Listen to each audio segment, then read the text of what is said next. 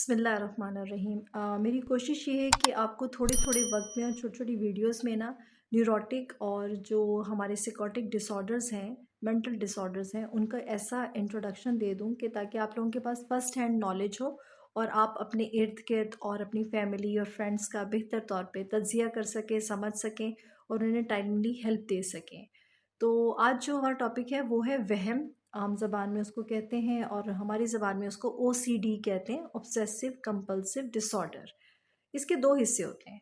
Obsessive का ताल्लुक ज़्यादातर थॉट प्रोसेसेस से है, सोचों से है, और कंपल्सिव बिहेवियर से है जो बाज़ लोग रिपिटिटिव हरकतें करते हैं, जैसे कि हाथ धोना, बार बार लॉक्स चेक करना, या कोई भी ऐसा रेपिटेटिव बिहेवियर हो सकता है जो कि उनकी लाइफ के साथ इंटरफेयरिंग है और उनको डिस्टर्ब कर रहा है। आज हमारा टॉपिक है वहम या ऑब्सेसिव थॉट्स के ऊपर। कि उसमें अहम बात क्या होती है कि एक ही सोच या तो बार बार आ रही होती है और ज़्यादातर वो गैर अखलाकी, गैर मजहबी और कोई इतनी पसंदीदा सोच नहीं होती है। यानी वो कोशिश भी कर रहा होता है इंसान कि इस बुरी सोच को मैं ना सोचूं, और वो उसके दिमाग पे हावी हैवी हो जाती है, हावी हो जाती है, और वो नेगेटिव थिंकिंग उसको बहुत बेचैन किए रखती है। यानी उसे लगता है कि सोते में भी उसका दिमाग चल रहा है और वो नहीं सोचना चाहता, और उस पे सोच के ऊपर कंट्रोल नहीं होता।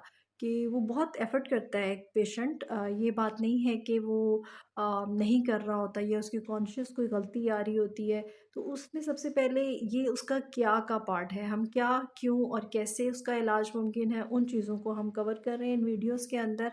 और इसमें मेरी पूरी एक सीरियल आपको मिल जाएगी, सीरीज़ मिल जाएगी, जिसके ऊपर मौजूद है कि मुख्तलिफ़ जो साइकोलॉजिकल डिसऑर्डर्स हैं, वो क्या हैं, क्यों हैं और कैसे हैं।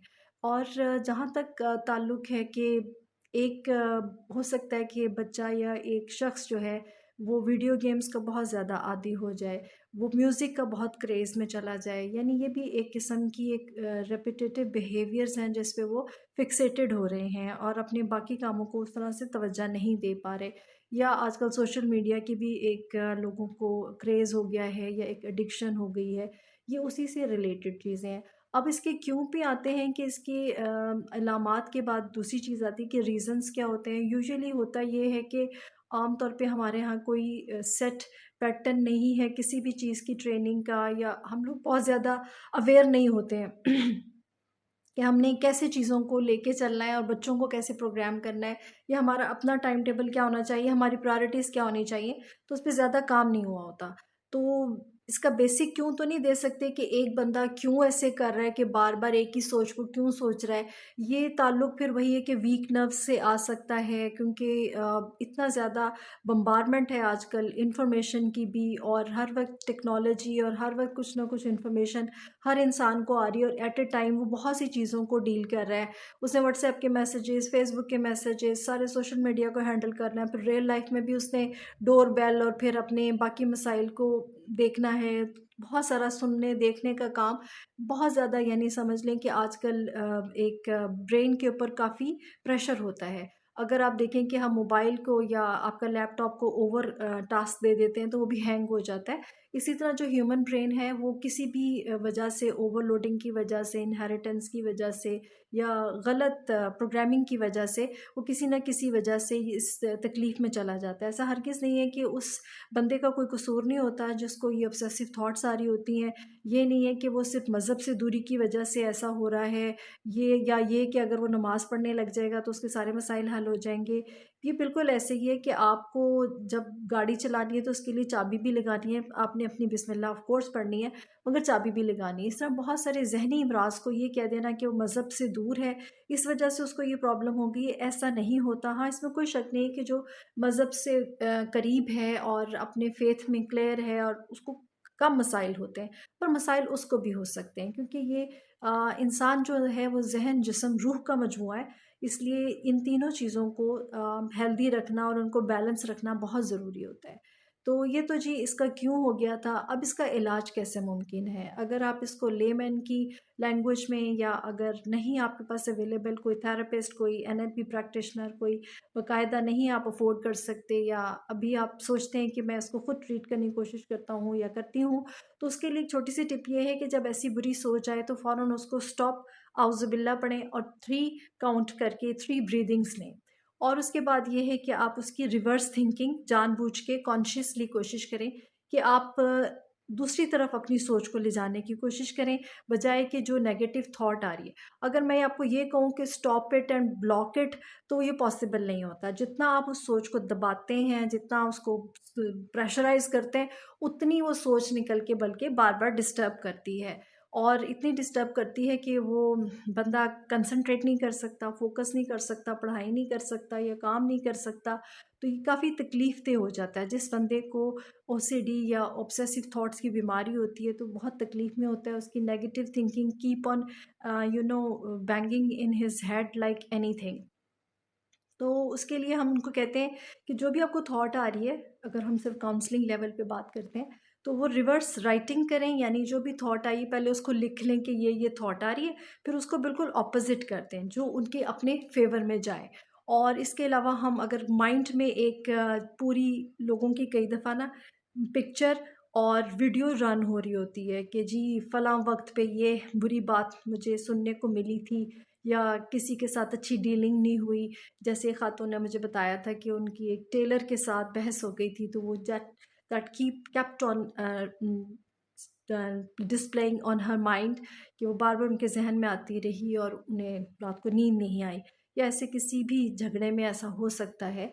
तो कहने का मकसद ये है कि उसको हम उस विजुअलाइजेशन को रोक सकते हैं, उसको इंटरप्ट कर सकते हैं। और अगर आप कोशिश भी कर रहे हैं और ये टिप्स आपके लिए काम नहीं करती हैं, तो उसका बेहतरीन हल ये होता है कि जब हम एनएलपी के सेशन करते हैं तो हम बाकायदा आपके जो माइंड है, ब्रेन है, उसको रीप्रोग्राम कर देते हैं, रीवायर कर देते हैं। वो इतना अच्छा रीवायर और रीप्रोग्राम हो जाता है कि जब आप एक पॉजिटिव थॉट सोचेंगे तो उसके साथ बहुत सारी पॉजिटिव थॉट्स बाहर आना शुरू हो जाती हैं। ये बिल्कुल ऐसी मिसाल है नेगेटिव थिंकिंग की भी और पॉजिटिव थिंकिंग की भी, कि अगर जैसे चेन का एक सिरा अगर आपके हाथ में है और बाकी अगर आपके सामने कोई रेत है या मिट्टी में है, तो अगर आप उसको बाहर खींचना शुरू करेंगे तो वो सारी की सारी पूरी चेन निकल आती है। इसी तरह आप देखेंगे कि जो नेगेटिव सोच रहे होते हैं या दुख सोचते रहते हैं, या जो अक्सर ब्रेकअप्स जिनके हो जाते हैं तो वो सॉन्ग्स भी सैड सुनना शुरू हो जाते हैं, सैड फिल्म्स देखना शुरू हो जाते हैं। तो that is a way more pushing and pulling yourself back into that state of mind जहाँ पे आपने तकलीफ़ और दुख को ज़्यादा सहा होता है। तो बल्कि उसको ऑपोजिट करना होता है, उस चीज़ को ज़्यादा रीइंफोर्समेंट नहीं देनी होती है। और अगर आप किसी को काउंसल कर रहे हैं तो उसको भी कोशिश करें कि यही बताएं कि आपने ऑपोजिट कैसे सोचना है। इसका ख़ुद से उससे पूछें कि भाई आप इसका ऑपोजिट क्या निकाल सकते हो। मगर हमारे पास तो खैर टेक्निकल मेथड्स होते हैं, हम तो अल्हम्दुलिल्लाह बहुत अच्छा इतना अरसे का हमारा एक्सपीरियंस है अल्हम्दुलिल्लाह कि हम उनको वापस उनकी पॉजिटिव थिंकिंग में ले जाते हैं। और अगर नेगेटिव थिंकिंग किसी ख़ास वाक़ये के साथ जुड़ी हुई है, किसी ख़ास तकलीफ़ दे ट्रॉमे के साथ जुड़ी हुई है, तो बहुत आसानी से उसको हम चंद सेशंस में डील कर लेते हैं। और क्योंकि उसमें पेशेंट का या क्लाइंट का अपना बहुत रोल होता है, कि अगर वो चूज़ करते हैं कि हम पॉजिटिव सोचना चाहते हैं, पॉजिटिव रहना चाहते हैं। और आपको पता है कि कुरान में भी है कि अगर तुम शुक्र करोगे तो मैं ज़्यादा दूंगा। अब मसाइल किसकी ज़िंदगी में नहीं है, सबकी ही मसाइल होते हैं। अमीर से अमीर आदमी के भी मसले हैं और गरीब से गरीब आदमी के मसले हैं।